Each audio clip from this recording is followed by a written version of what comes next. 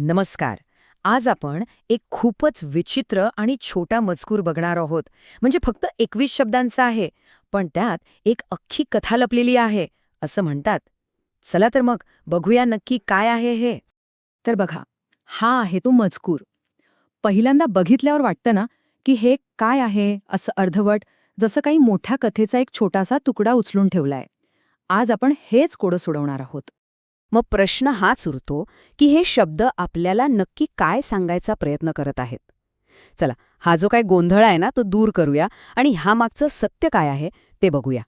तर सगळ्यात आधी हे बघूया की हा मजकूर इतका विचित्र आणि गोंधळात टाकणारा का वाटतो.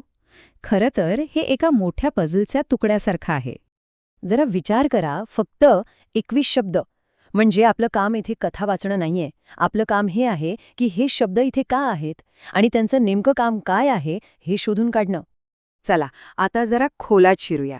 आणि गंमत काय माहितीये, या मजकुराचा अर्थ लावण्यासाठी जे काही क्लूज म्हणजे जे संकेत लागतील ना, ते सगळे या मजकुरातच लपलेले आहेत. ओके, तर पहिला क्लू, क्र 464 चुल्ल कुणाल जातक. आता ह्या नावावरून आणि नंबरवरून हे तर अगदी स्पष्ट होतंय की ही कोणत्या तरी मोठ्या कलेक्शनमधली एक कथा आहे. आता दुसरा संकेत बघा, तो छोटासा तुकडा, अल्पबुद्धी इत्यादी. हे कदाचित त्या कथेतलं एखादं वाक्य असेल किंवा कथेचा सारांश. आणि तो जो नंबर आहे ना 144, तो बहुतेक करून पेज नंबर किंवा पॅरेग्राफ नंबर असणार. आणि आता येतो सगळ्यात महत्वाचा क्लू. हे वाक्य, हा जन्म कुणास जन्मांतर्गत दिला जाईल. हे लक्षात घ्या, हे कथेचा भाग नाहीये. ही तर वाचणाऱ्याला दिलेली एक सरळ सरळ सूचना आहे, एक इन्स्ट्रक्शन. म्हणजे बघा, हे सगळे क्लूज एकत्र जोडले की एक प्रोसेस तयार होते. स्टेप 1, शीर्षक ओळखा. स्टेप 2, तो छोटा भाग काय आहे ते समजून घ्या. आणि स्टेप 3, दिलेली सूचना फॉलो करा. ह्याच क्रमाने गेलं की ह्या मजकुराचा खरा अर्थ आपल्या समोर येतो. चला, आता आपण शेवटच्या टप्प्यात आलो आहोत, जिथे हे सगळे तुकडे एकत्र जुळतील आणि आपल्याला तो अच्छा तर हे असं आहे वाला मोमेंट मिळेल. तर मग या सगळ्याचा अर्थ काय?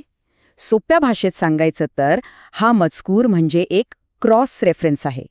ही स्वतः एक कथा नाहीच आहे, तर ती पूर्ण कथा कुठे मिळेल हे सांगणारा एक पॉइंटर आहे, एक दिशादर्शक. आणि असे रेफरन्सेस का वापरतात माहितीये? कारण त्यामुळे मोठ्या पुस्तकांमध्ये किंवा संग्रहांमध्ये एकच गोष्ट परत परत लिहावी लागत नाही. म्हणजे रिपिटेशन टाळता येतं. आणि वाचणाऱ्याला बरोबर योग्य जागी पोहोचवलं जातं. माहिती ऑर्गनाईज करण्याची ही एक भारी पद्धत आहे. म्हणजे सगळ्यात महत्वाची गोष्ट जी लक्षात ठेवायची आहे ती ही की हा मजकूर आपलं डेस्टिनेशन नाही, तो तर त्या डेस्टिनेशनपर्यंत पोहोचवणारा मॅप आहे.